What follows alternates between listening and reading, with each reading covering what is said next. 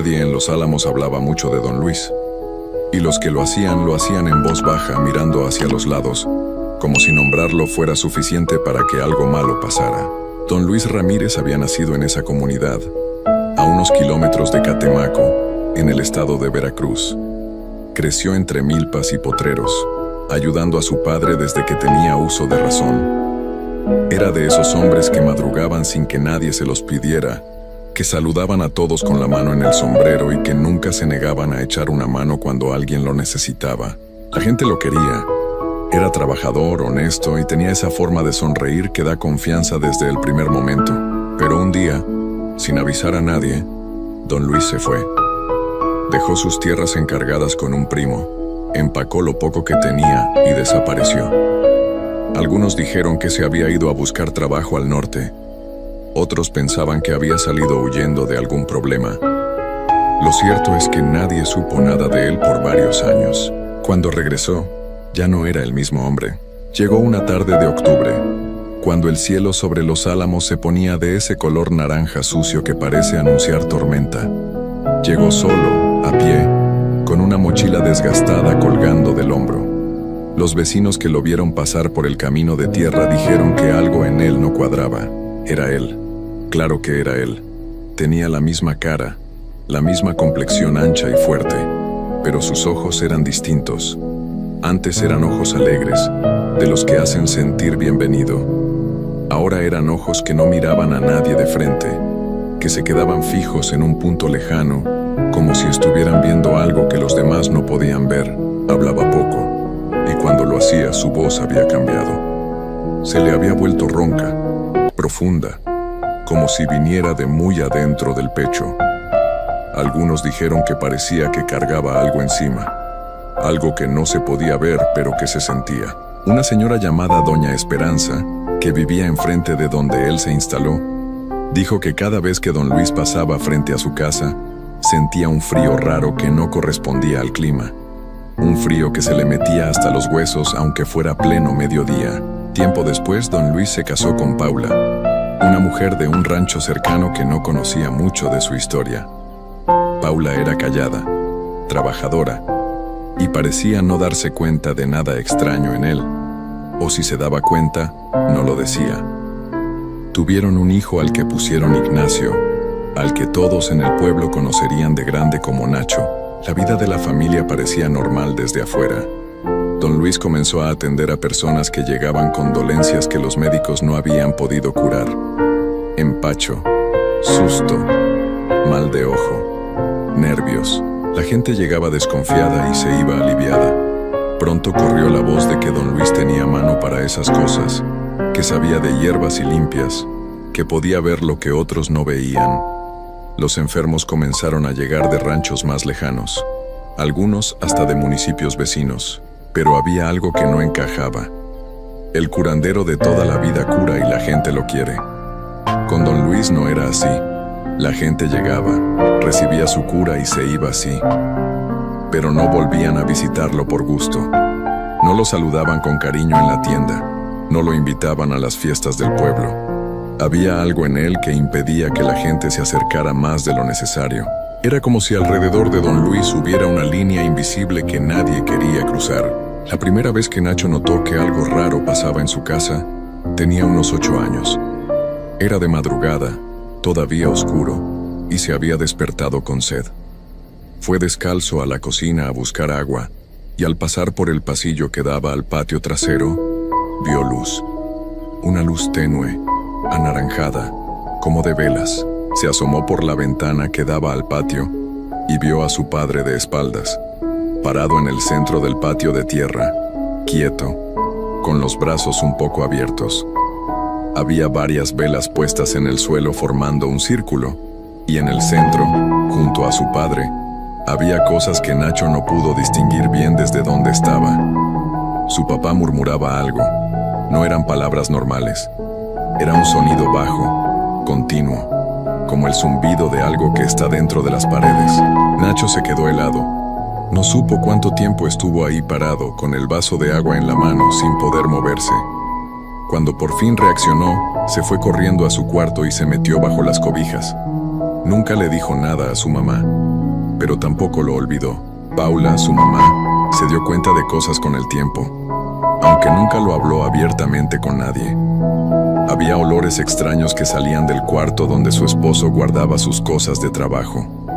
Olores que no eran de hierbas medicinales, que eran más pesados, más oscuros, como a tierra mojada y a algo quemado que no era madera. A veces encontraba manchas en el piso del patio que no sabía explicar. A veces escuchaba ruidos en las noches que venían de afuera, del patio, y cuando preguntaba al día siguiente, don Luis le decía que había estado trabajando, que no se preocupara. Pero Paula sí se preocupaba, y con el tiempo esa preocupación se fue convirtiendo en miedo. La noche que cambió todo en el pueblo fue cuando Catalina, una madre desesperada cuya hija llevaba días con fiebre muy alta, fue a buscar a don Luis de madrugada. Era cerca de las 2 de la mañana. Catalina había tocado la puerta principal sin respuesta, así que rodeó la casa buscando alguna ventana con luz. Cuando llegó al patio trasero y vio lo que había ahí, se quedó sin habla. Don Luis estaba en el centro del patio, sin ropa, con los brazos levantados hacia el cielo negro. Había velas de distintos colores puestas con un orden que parecía calculado, y en el suelo, alrededor de él, había cosas que Catalina no quiso recordar con detalle.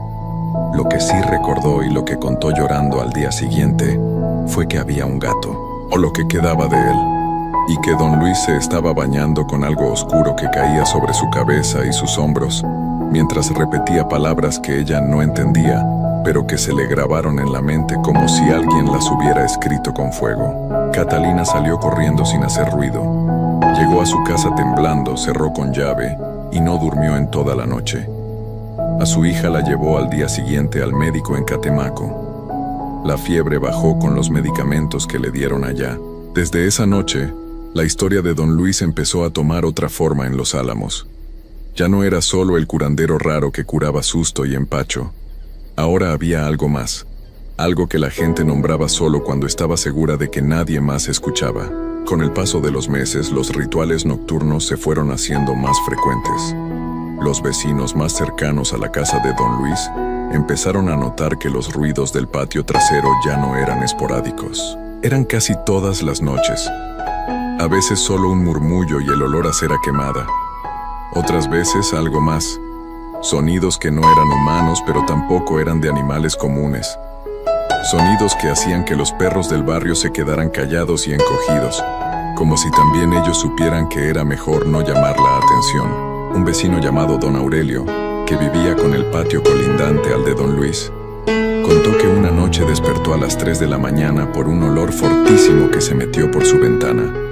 Era un olor a podredumbre mezclado con algo como azufre, tan fuerte que le revolvió el estómago. Se levantó a cerrar la ventana y alcanzó a ver, por encima de la barda de bloques que separaba los patios, sombras moviéndose alrededor de una fogata pequeña. No quiso ver más. Cerró la ventana, rezó lo que sabía rezar y no salió de su cuarto hasta que amaneció. Nacho, el hijo de don Luis, creció con todo eso sin entenderlo del todo. Era un niño callado que en la escuela no hablaba mucho de su casa. Sabía que su papá era diferente. Lo veía en la forma en que los otros niños lo miraban a él, como si por ser hijo de ese hombre cargara algo. No era bullying abierto, era algo más sutil, una distancia que los otros chavos ponían sin decirla con palabras. Fue su maestra de 5º año, la señorita Rosario, quien se fijó en Nacho y empezó a hablar con él. No de su papá, no directamente, sino de libros, de lo que le gustaba, de lo que quería ser cuando creciera. Nacho le dijo un día que quería ser maestro. La señorita Rosario le sonrió y le dijo que con las ganas que le ponía a sus tareas, iba a lograrlo. Esa pequeña conversación le quedó grabada a Nacho por el resto de su vida. Mientras tanto, don Luis seguía recibiendo gente que llegaba a pedirle favores. Pero el tipo de favores había cambiado. Ya no venían solo enfermos con empacho o susto. Venían personas con caras que no querían ser reconocidas, que llegaban de noche, que entraban rápido y salían más rápido todavía. Había quien decía que don Luis ya no solo curaba, que también hacía daño, que por un pago podía voltear la mala suerte de uno hacia otro.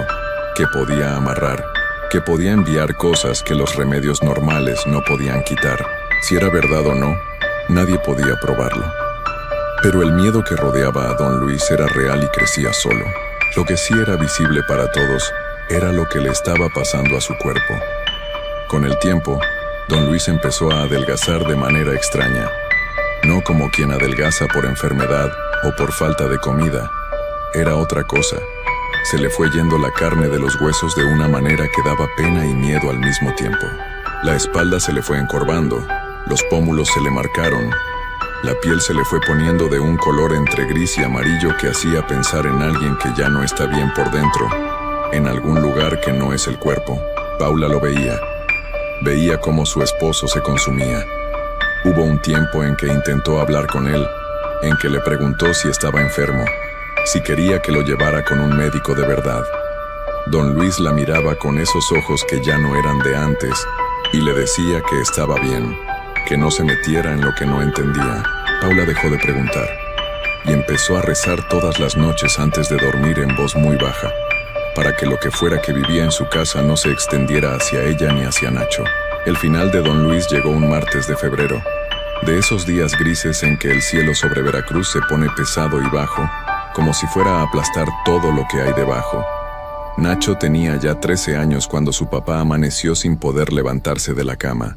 Paula llamó a un médico del pueblo que fue a revisarlo. El médico salió del cuarto con cara seria y le dijo que no entendía bien lo que tenía, que sus órganos parecían estar fallando todos al mismo tiempo sin una causa clara, que había que llevarlo a un hospital. Pero don Luis se negó. Dijo que no quería ir a ningún hospital. Lo dijo con una calma que asustaba más que si lo hubiera dicho con enojo. Pasaron 3 días. Don Luis no comió casi nada. Dormía la mayor parte del tiempo, y cuando estaba despierto, miraba al techo con los ojos muy abiertos. A veces movía los labios sin sonido, como si estuviera hablando con alguien que no estaba en el cuarto. Paula entraba a llevarle agua. Lo veía así y salía rápido, porque había algo en esa habitación que ella no podía explicar, pero que hacía que el aire se sintiera distinto, más espeso, más difícil de respirar. La última noche, Nacho se quedó dormido en el sillón de la sala. No supo a qué hora fue, pero algo lo despertó. No fue un ruido exactamente, fue más bien la ausencia de ruido, un silencio demasiado completo que no era normal. Se quedó quieto, escuchando. Nada. Y entonces, sin saber por qué, supo. Fue al cuarto de sus papás. La puerta estaba entreabierta. Se asomó. Su mamá estaba dormida en el sillón del rincón. Su papá estaba en la cama, quieto, con los ojos cerrados. Nacho se quedó parado en el umbral sin entrar. La habitación olía diferente esa noche, no al olor pesado de siempre. Olía a algo que Nacho no podía describir bien, pero que muchos años después, cuando era maestro de primaria y alguien le preguntaba, decía que olía a tierra recién removida, como cuando se abre la tierra para plantar algo, o para lo otro. Don Luis había muerto solo, en silencio, sin decir nada a nadie. Los días que siguieron fueron raros en la casa y en el pueblo. Paula, en cuanto pudo, metió todas las cosas del cuarto de trabajo de su esposo en costales y las sacó. Los altares, las velas, los frascos con cosas que ella no quería saber qué eran. Todo fue a dar a un lugar lejos de la casa. Algunos vecinos dijeron que vieron humo esa tarde, que Paula había quemado algo en el terreno baldío que estaba a una cuadra.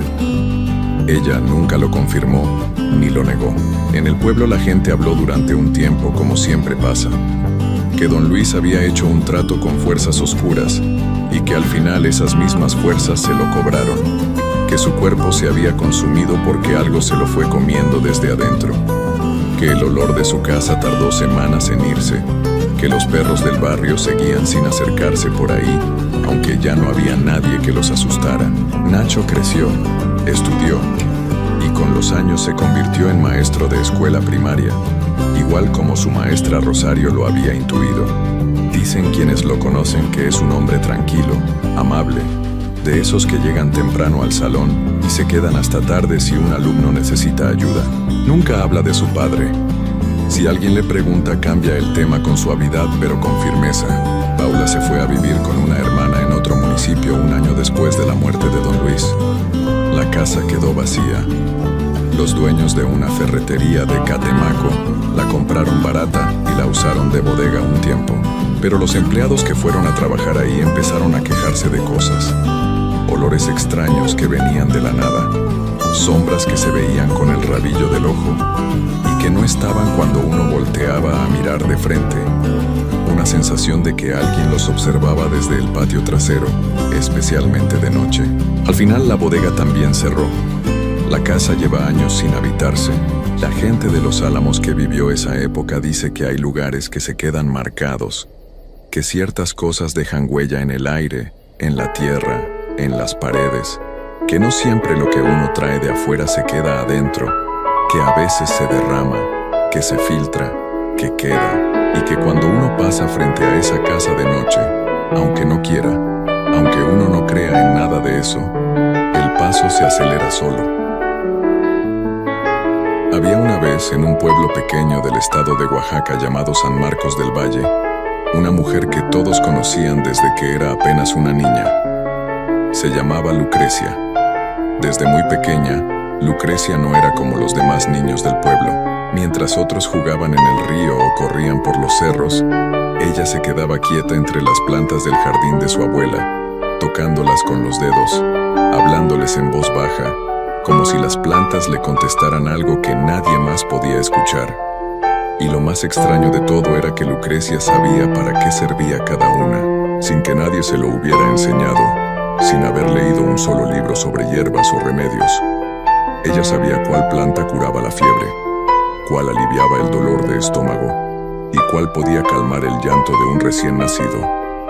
Las señoras del pueblo llegaban a buscarla con sus hijos enfermos y Lucrecia los atendía con una calma que a muchos les parecía sobrenatural para ser tan joven. Pero eso no era todo. Lucrecia también soñaba cosas que luego pasaban de verdad. Soñó 3 días antes que el río iba a crecer y que iba a arrastrar la milpa de don Esteban, el señor que vivía al final del camino de tierra. Nadie le creyó. Y el río creció. Soñó que la señora Remedios iba a tener una niña, cuando todos en el pueblo juraban que sería niño, porque la panza estaba muy puntiaguda. Nació una niña. La gente del pueblo no sabía qué pensar de Lucrecia. Algunos la querían, otros le tenían miedo, pero todos, de una manera u otra, la respetaban. Lucrecia creció siendo una muchacha seria, amable y de pocas palabras. No era de las que buscaban llamar la atención. Se levantaba temprano, ayudaba en su casa, y por las tardes salía a recoger plantas en los montes cercanos. Tenía 17 años cuando su vida cambió para siempre. Fue una tarde de martes, cuando regresaba sola del monte con su canasto lleno de hierbas.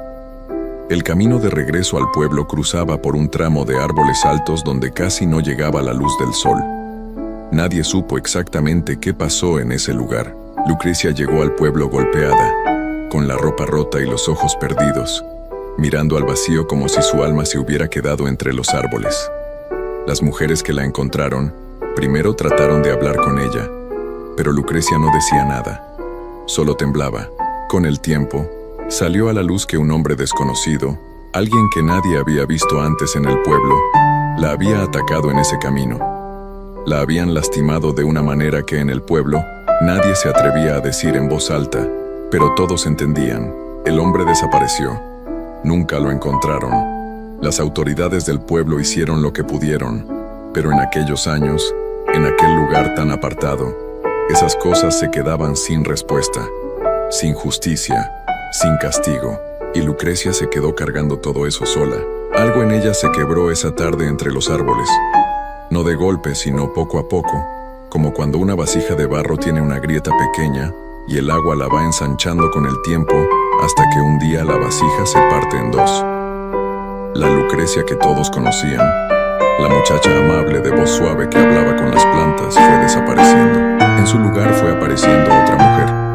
Una mujer que dejó de sonreír, que dejó de saludar al pasar, que empezó a vestirse de negro de pies a cabeza todos los días, sin importar la temporada ni la ocasión. La gente del pueblo decía que la mirada de Lucrecia ya no era la misma, que sus ojos se habían oscurecido, que cuando te miraba fijo, te daba un escalofrío que no sabías bien de dónde venía. Lucrecia siguió curando, eso no lo dejó, pero la manera en que lo hacía cambió. Antes curaba con cariño, con palabras dulces, con paciencia. Ahora curaba en silencio, con movimientos rápidos y secos, y cobraba caro. Y comenzaron a llegar rumores de que Lucrecia ya no solo hacía curaciones, que también hacía otras cosas. Que si alguien quería recuperar a una persona que se había ido, Lucrecia podía ayudar. Que si alguien quería que un negocio rival le fuera mal, Lucrecia podía arreglarlo. Que si alguien cargaba un rencor muy grande contra otra persona, Lucrecia sabía cómo hacer que ese rencor se convirtiera en algo más. Nadie sabía con certeza si eso era verdad, pero todos tenían miedo de ir a preguntarle. Los años fueron pasando y Lucrecia fue alejándose más y más del centro del pueblo. Primero, se mudó al borde del camino, luego a las afueras, y finalmente se instaló en una casa vieja de adobe que quedaba casi en el monte, rodeada de árboles y de un silencio que a la gente le costaba soportar más de unos minutos. Los niños del pueblo le tenían terror. Las madres los asustaban diciéndoles que si no se portaban bien, los iba a llevar Lucrecia. Aunque nadie decía eso con alegría, lo decían con un miedo real, porque en el fondo nadie estaba seguro de que fuera mentira. Quienes vivían cerca de su casa contaban que por las noches se escuchaban cosas extrañas viniendo de allí. Voces, o algo que sonaba como voces, aunque luego uno se preguntaba si no habría sido el viento entre los árboles. Pero el viento no suena como una persona respondiendo preguntas, y eso era lo que decían los vecinos más cercanos, que escuchaban a Lucrecia hablando, y que luego había silencios, y que en esos silencios parecía que alguien le estaba contestando algo que ellos no podían oír. Un hombre del pueblo, un señor llamado Benigno, que vivía a unos 200 metros de la casa de Lucrecia, contó una noche en la tienda que había visto luz dentro de la casa a las 3 de la madrugada. Una luz que no era la de una vela ni la de un foco. Era una luz rojiza, como de brasas vivas, que se movía despacio de un lado al otro. Benigno dijo que se quedó mirando desde su ventana, sin poder moverse, durante un buen rato. Que quería apartarse pero no podía. Y que justo cuando iba a llamar a su esposa para que viniera a ver, la luz se apagó de golpe y todo quedó en negro. Al día siguiente, Benigno tenía ojeras profundas y dijo que no había podido dormir nada, que cada vez que cerraba los ojos veía esa luz moviéndose. Nadie en el pueblo quería meterse con Lucrecia, ni siquiera el cura, el padre Anastasio, que era conocido por no tenerle miedo a nada. Una vez, al principio, el padre Anastasio fue a visitarla, con la intención de hablar con ella, de ofrecerle ayuda, de ver si podía hacer algo por ella. Regresó al pueblo más callado de lo normal. Le preguntaron cómo le había ido, y él dijo solo 3 palabras: hay que orar. No quiso decir nada más. Los años siguieron corriendo. Lucrecia envejeció, pero de una manera que a la gente le parecía rara. No envejecía como envejecen las personas normales, con arrugas suaves y canas que llegan despacio.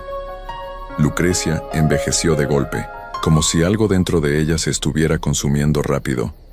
Empezó a cojear de la pierna derecha, luego su espalda se fue encorvando. Sus manos, que alguna vez habían sido las manos hábiles de una curandera, se fueron llenando de manchas oscuras y empezaron a temblar, pero sus ojos seguían igual que siempre. Ese par de ojos negros que no parpadeaban lo suficiente y que te hacían sentir que te estaban viendo por dentro. Se corrió el rumor de que Lucrecia le había pedido algo a alguna entidad que no era de este mundo para sanar sus dolencias, que había hecho un trato, que a cambio de ese trato había dado algo que no tenía precio. Nadie sabía bien qué era ese algo, pero todos en el pueblo sentían que el ambiente alrededor de la casa de Lucrecia era distinto al resto del pueblo. Más pesado, más frío, incluso en pleno verano. Como si el aire de allí tuviera otro sabor. El Día de Muertos de ese año fue diferente en San Marcos del Valle. Había algo raro en el ambiente desde temprano. Los perros del pueblo aullaron toda la noche anterior sin parar. 2 gallinas amanecieron muertas sin ninguna razón aparente. Y el cielo de esa tarde tuvo un color que varios vecinos describieron igual. Un naranja oscuro, casi café, que no parecía el color normal del atardecer, sino algo más denso, más sucio. Esa noche, cerca de las 11, el cielo se iluminó de repente con un resplandor que venía de la dirección de la casa de Lucrecia. Varios vecinos lo vieron desde sus ventanas.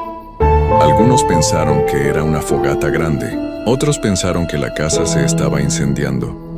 Benigno, el mismo hombre que años atrás había visto la luz rojiza, fue el primero en salir corriendo hacia allá.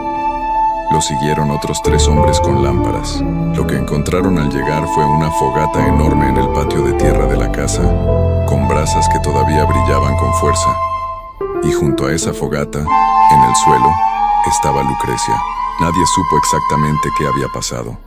El único que pudo reconstruir algo de lo ocurrido fue Benigno, que dijo haber escuchado desde lejos, antes de llegar, un ruido fuerte como de algo que se revolcaba y golpeaba contra el suelo. Un animal, pensó él, y tenía razón, aunque no de la manera que esperaba. Cuando llegaron, vieron que había un animal en el patio, un chivo negro grande que estaba amarrado a una estaca y que seguía moviéndose nervioso, con los ojos muy abiertos. Lucrecia estaba en el suelo cerca de la fogata, con quemaduras en el costado derecho del cuerpo. Todo indicaba que había perdido el equilibrio durante algún momento de la ceremonia que estaba haciendo y había caído sobre las brasas. El padre Anastasio llegó poco después. Se persignó 3 veces antes de acercarse. Lucrecia ya no respiraba. Lo que vino después fue lo que realmente llenó de miedo al pueblo entero. Al día siguiente, cuando entraron a la casa de Lucrecia para recoger sus cosas y ver qué había adentro, los hombres que entraron primero salieron casi de inmediato. Uno de ellos, un señor corpulento de nombre Cirilo que se jactaba de no asustarse de nada, salió pálido como papel y se sentó en una piedra afuera sin decir nada durante un buen rato. Adentro de la casa había altares, no uno sino varios, en distintos cuartos y rincones. Altares con velas negras y rojas, con figuras que no eran santos ni vírgenes, sino otras cosas, formas que nadie supo nombrar bien, pero que a todos les producían el mismo malestar en el estómago. Había fotografías clavadas con agujas en tablas de madera, fotografías de gente del pueblo, gente que todos conocían, vecinos, señoras, hombres que iban al mercado los jueves, familias enteras retratadas sin saber que esa foto terminaría en ese lugar. Alrededor de cada fotografía había marcas, trazos con algo oscuro que nadie quería identificar. Había también una cantidad grande de animales, animales que ya no estaban vivos, acomodados de maneras que claramente no eran accidentales, sino parte de algo que Lucrecia había estado haciendo durante mucho tiempo. Pero lo que dejó al pueblo paralizado, lo que hizo que el padre Anastasio se arrodillara en el piso de tierra y empezara a rezar en voz alta sin poder parar, fue lo que encontraron en el cuarto del fondo. 2 niños pequeños. 2 niños que nadie había reportado como desaparecidos porque venían de un pueblo diferente, uno que quedaba a varias horas de camino. 2 niños que estaban sobre una especie de mesa cubierta con una tela negra, con flores a los lados y velas apagadas alrededor. 2 niños que ya no estaban en este mundo y que no tenían ojos. El silencio que cayó sobre San Marcos del Valle esa mañana fue un silencio que los que lo vivieron dijeron que nunca habían experimentado igual. No era el silencio tranquilo de un domingo temprano. Era un silencio que pesaba, que aplastaba, que hacía que uno quisiera hablar pero no encontrara las palabras. La gente del pueblo empezó a buscar en todos los rincones de la propiedad de Lucrecia y en los caminos cercanos. Encontraron cosas enterradas, paquetes envueltos en tela oscura escondidos bajo las piedras, bajo los árboles, incluso dentro del propio pueblo, en lugares donde nadie hubiera pensado buscar. Algunos de esos paquetes contenían objetos que la gente no quería tocar. Fotos, nombres escritos, cosas personales de gente del pueblo que claramente habían llegado a manos de Lucrecia de alguna manera. El padre Anastasio organizó una reunión esa misma tarde. Habló con calma, pero con una seriedad que nadie le había visto antes ni después. Dijo que era necesario hacer una limpieza del pueblo completo, que todo lo que Lucrecia había dejado, todo lo que había tocado con sus intenciones más oscuras, tenía que sacarse y quemarse, que no quedara nada. Durante 3 días el pueblo entero trabajó junto. Los hombres sacaban los objetos, las mujeres rezaban en grupos. El padre iba de un lugar a otro con agua bendita, con incienso, con oraciones que recitaba en voz alta mientras los demás respondían en coro. Todo lo que habían encontrado en la casa de Lucrecia, los altares, las fotografías, las figuras, las telas, se amontonó en el terreno baldío que había a la entrada del pueblo y se prendió fuego un martes al mediodía, con el sol en lo más alto, porque alguien dijo que era mejor hacer esas cosas con mucha luz y no de noche. El fuego duró horas, y cuando por fin se apagó y solo quedaron cenizas, dicen los que estaban ahí que el aire cambió, que se sintió más liviano, que los pájaros, que habían estado extrañamente callados durante esos 3 días, volvieron a cantar. Pero San Marcos del Valle nunca fue exactamente igual después de eso. No porque el miedo no se fuera, sino porque la gente había aprendido algo que no se puede desaprender. Que a veces el dolor de una persona puede convertirse en algo tan grande, tan oscuro, tan profundo, que termina por alcanzar a todos los que están cerca. Que la herida que nadie curó a tiempo, que el rencor que se dejó crecer solo, que la injusticia que se quedó sin respuesta, pueden transformar a una persona en algo que uno nunca hubiera imaginado posible. Nadie en el pueblo habló mal de Lucrecia, no abiertamente, porque en el fondo todos recordaban a la niña de ojos grandes que hablaba con las plantas, que soñaba el futuro, que curaba a los enfermos sin cobrar nada. Todos recordaban lo que le habían hecho a los 17 años en aquel camino entre los árboles. Y todos sabían que nadie había hecho nada para ayudarla entonces. Eso también era parte de la historia. Eso también era parte del peso que el pueblo cargaba. La casa de Lucrecia se quedó vacía. Nadie la quiso comprar. Nadie se acercó a ella. Con el tiempo, los árboles del monte la fueron cubriendo. Las paredes de adobe se fueron cayendo solas. Y la maleza fue tapando todo hasta que casi no quedó nada visible desde el camino. Pero Benigno, hasta el último día de su vida, dijo que en las noches de Día de Muertos, cuando el viento soplaba desde el monte hacia el pueblo, él podía escuchar algo entre los árboles. No sabía bien qué era, solo sabía que le hacía cerrar la ventana rápido y no asomarla hasta que amaneciera, y que nunca, en ninguna de esas noches, se atrevió a mirar hacia el monte por mucho tiempo.